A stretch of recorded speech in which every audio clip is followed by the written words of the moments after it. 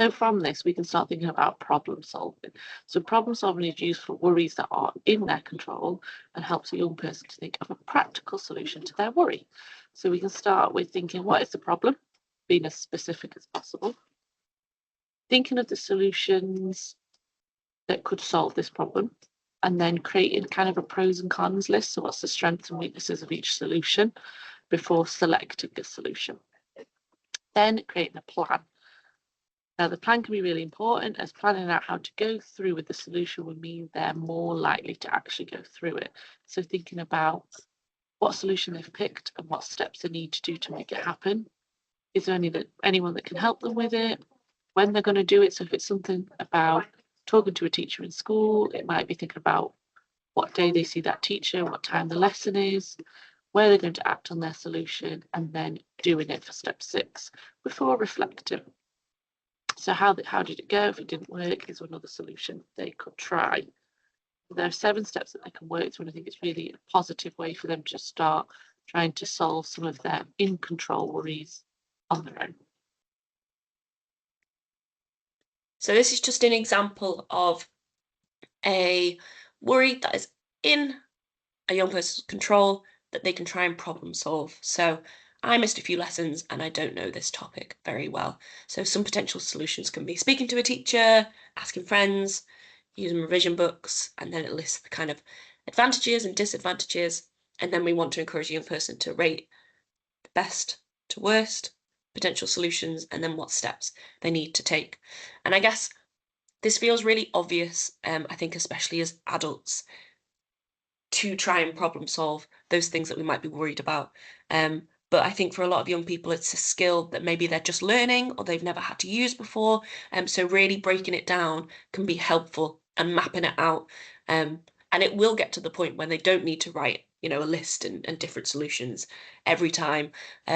But I think it's a really good learning thing for them to be able to list those things and to go through those steps one by one, so that they can start doing it more independently, and start doing it as they kind of face more worries or things that they're feeling stressed about.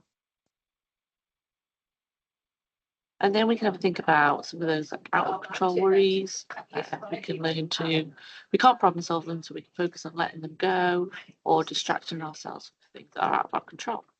So there's lots of resources online for different ways to regulate or distract ourselves. So spend some time with your young person identifying what works for them. Everyone is different. Create a poster or a visual with helpful strategies on, and write down the worries, reflect on them, what's out of their control thinking. Out of their control thinking, did it actually happen?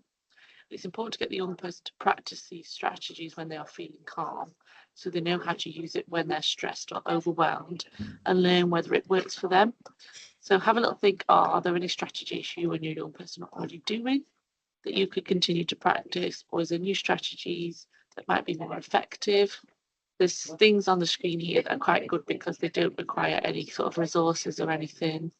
They can just be done with themselves if they're kind of in that academic stress feeling.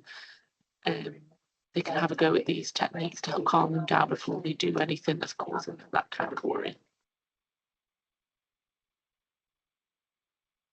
And then we've got a video now that's just going to show you the technique for the 5 senses, which is again another thing you can share with your young person.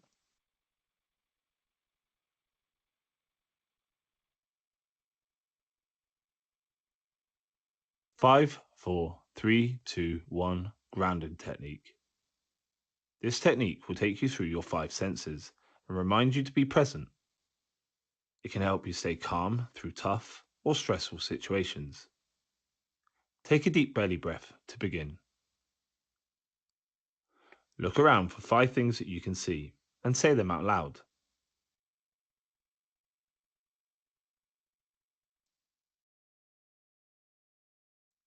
Pay attention to your body and think of 4 things that you can feel and say them out loud.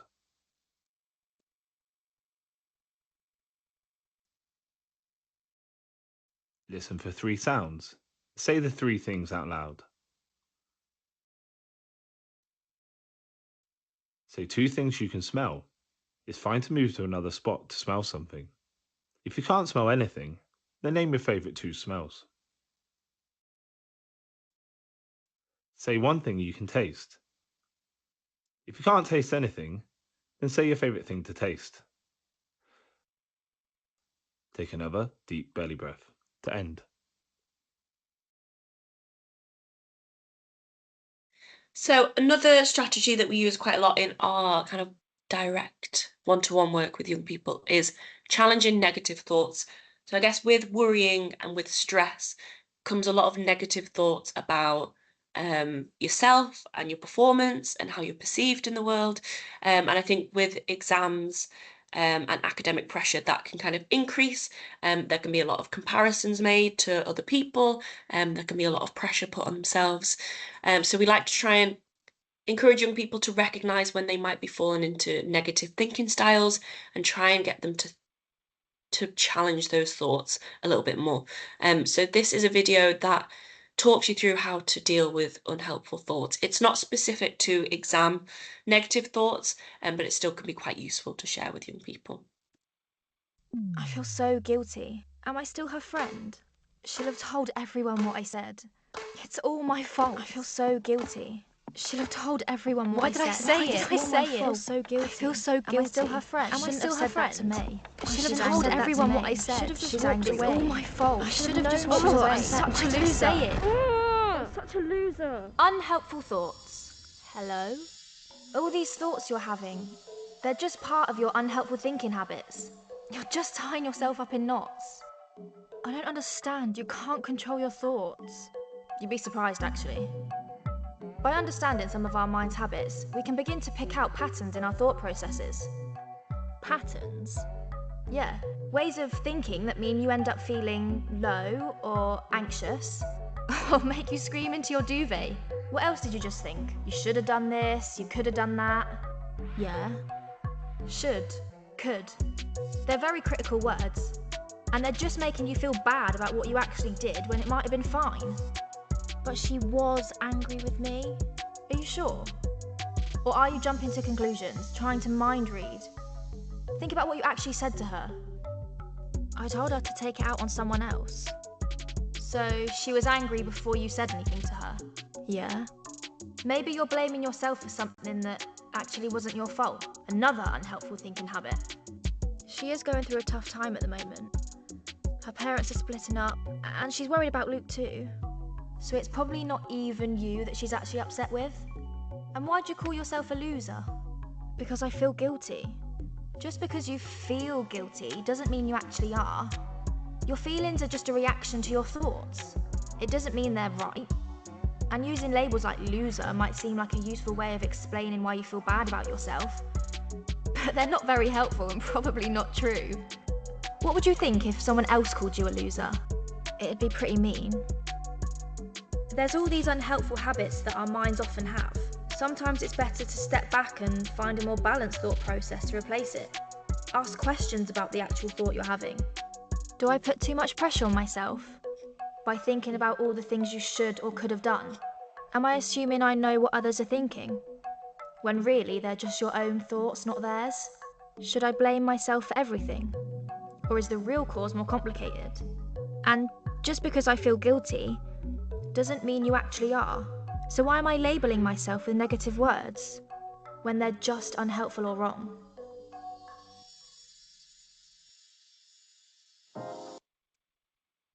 I feel so... So we'll have a little look at this in terms of a negative thought that a young person might have around exams or academic pressure. So a really common thought is, I'm going to fail my exams, and this is going to impact the rest of my life. I'm not going to go to uni or go to college. I'm not going to get an apprenticeship. I'm not going to get a job. I'm going to end up, without an income, and it can really spiral for a lot of young people. And that just makes that pressure on these exams even more stressful. So what we want to try and do is look at the evidence that this isn't true, and that this is an opinion that the young person is having about themselves, and it's a negative opinion as well. So the kind of things that might come up as evidence against that thought is, well, I got good mock exam results, I've done well on tests in the past, My teachers are confident in my performance. My parents and carers are confident in my performance. And I guess not the most important, but a really important one is if things don't go to plan, it's not the end of the world. There are always going to be people that can help you, can support you, can talk to you, we can think about a backup plan, think about what to do if things maybe don't go exactly how you planned it. Things are going to be okay, and things will. There are things that you can do if things don't go to plan. And it's not the end of the world, and it's most likely not going to end in these kind of catastrophizing thoughts that young people get caught up in. Another quite useful way to get young people to think about how to challenge a thought is if your friend, if their friend, best friend, close friend said this thought to them, what would they say to their friend? What advice would they give? And try and just externalize that thought, because most likely they would have some good advice to say to their friend. So why can they say it to somebody else but not kind of take it on board if it's themselves having that thought? So that's what we just want to get them to think about. And then we've got a list of kind of some self-positive talk statements here that would help. And then in the toolkit that we're going to share, there's more examples you can use with your young person, and also a worksheet you can use with them to support them to make their own individual positive statements. Again, it might be nice to get some positive affirmations written down so your young person can see them and get them involved in writing, drawing, or creating this, and kind of having them in different places, maybe throughout the house, so they can come across them and keep reminding themselves of that positive self-talk. Another activity is the magic mirror of compliments. So you encourage your young person to look in the mirror, imagine that they're meeting themselves, and try to name 10 things that they like about their appearance, their strengths, their talents, their manners, their beliefs, their values, and try to list them. When you say it in front of the mirror, it kind of hits home a little bit more, I think, when you can kind of see yourself as you're saying it. It can feel a bit silly. So I think this is one where maybe you could model it, and you could say it out loud. You could say, I'm going to look in the mirror, and do you know what? I felt a bit silly to begin with, but then I was able to kind of recognize, or actually it was quite hard for me to recognize 10 things, because that's quite a lot. So just kind of talking through your experience of it before they try it, if they are a little bit more apprehensive, and trying to say it out loud as well, because that can really challenge those negative inner critical voices that we can have. And I think the more that you do it and the more that you say things that are kind to yourself, the more we start to believe it, and the more we start to normalize speaking to ourselves in a kinder way. And like Rianne said, you could even kind of write them down on a post-it note and have them around the mirror or around the room that they can see when they're getting ready. It can be a nice visual reminder for them, especially if they're feeling stressed or down or that more self-critical about themselves. And then it's important for your young person to be able to recognise their support network, which is a group of people or pets who we have in our lives who provide support, advice, or sometimes just listen to us when we need someone to talk to. So talking to them can help us to solve a problem or just make us feel better.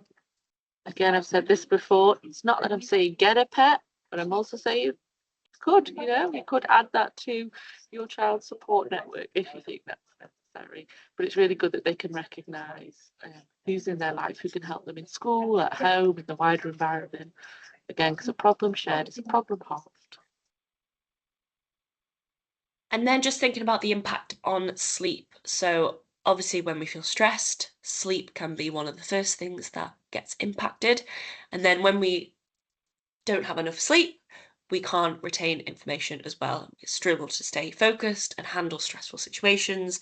So that can just become a bit of a vicious cycle of being stressed, not sleeping, feeling more stressed, not sleeping, those kind of things. So, like I said before, trying to avoid conversations about their worries before bedtime, because that can kind of bring it to their forefront of their mind. And using mindfulness as well can be really useful. So there's the Calm website, and I think it's an app as well. And there's also Headspace. They have a lot of guided meditation on YouTube. You don't have to pay for the app. And there's also a section on Netflix that they have that does some guided meditation with some kind of nice animations as well. And then we've got ways that we can look after ourselves. So it can be really difficult to see your child in distress, and lots of parents blame themselves, feel powerless to help, or feel confused and shocked. So it's natural to feel anxious and upset. It's important to recognise your own emotions so that you are able to support your young person to the best of your ability. So things like yourself practicing self-compassion, making sure your own needs are being met, getting support, whether that's from friends and family or your GP or a therapist or online support, and that knowledge is power. So ask questions and seek information, because it says here you can't pour from an empty cup. So again, like they say on an aeroplane, you have to put your mask on first before you can help others. So it's important that you take the time to look after yourself so that you can better support your young people. And then just thinking about the things that we've talked about, things that you can do, a bit of a summary. So you can support young people in identifying strategies that they find helpful, positive affirmations. You can make that into a bit of a poster. You can talk through the stress bucket analogy and the stress performance curve. You can support them in creating a revision timetable, helping young people to understand their learning style. That can be different to their friends. So it might be difficult for them if they are trying to revise in a way that works for their friend and not for them. Maybe they're a visual learner, or maybe they're more auditory, just really helping them to understand that everyone's brains work differently, and they might just need to kind of tweak their revision style. We've got an academic stress toolkit that we can send out. We have your email addresses, which includes the resources discussed today. And then there's a feedback form, which we can send out with this recording as well. But we will also, when we send the recording out, we can send out the toolkit to you as well. And then thinking about when you might need to get more support. So if your child is using most of their free time to revise, it's affected other areas of their life, so sleep or appetite or even seeing friends. They've stopped doing the things they enjoyed, they're becoming extremely self-critical, or they're in increased risk to themselves. What you can do is speak to your senior mental health lead at the school, or go to specific local services, which will be listed in the next couple of slides. So we're coming towards the end of our recording now. There's just a couple of things that I wanted to flag. We have a online CBT program for parents that they can access. So you sign up via that link. It's quite small, but it'll be on the slides. It's a online CBT module that parents can access, and you can sign up for it and you will have access to it for a year. So you can work through it at your own pace. You just kind of log on and complete the modules as and when. And it's all around supporting an anxious teen. And that's the CBT program. We also have a email address, the trafford.skill email address. That can be contacted by parents of young people who attend Trafford School. You can send an email just outlining what you might be struggling with, what your young person might be struggling with, and a practitioner will get in touch with you and offer a telephone consultation around advice and signposting. It's not an urgent email address. It's not kind of checked daily. It's kind of checked every few days. So if there's anything urgent, please kind of reach out to traffic cams or 111, those kind of things. But for more kind of general advice, please feel free to contact our email address. We also have some future webinars coming up in summer term. We've got supporting young people with transition within education in May, and then supporting young people with difficult emotions also in May. Just some local services and online services that can be used if you are struggling and feel like you need to reach out for further support. There's things like Kooth and Papyrus and Young Minds and Shout can all be accessed. In Trafford, we've got Sendias, which is kind of an advocacy agency for young people in Send. There's a parents forum, 42nd Street, Trafford Carers. And then, like I said before, Trafford Core Cams can be contacted on the number. And also there's a it's not a crisis line anymore, it's 111 now, isn't it? So we need to update that. You just call 111 and choose the mental health option, which I believe is option 2, for kind of urgent advice and support, and that's open 24/7. And then finally we have some social media accounts. We've got YouTube and X. I have to remember its name then. And we also have an Instagram. So if you want to kind of get some updates on what's going on in the team and webinars that we have, that is available. So I think we are okay to end this recording. We will send this recording out. And if you have any questions or queries, you've got the skill email address that can be contacted. Thank you so much for your time.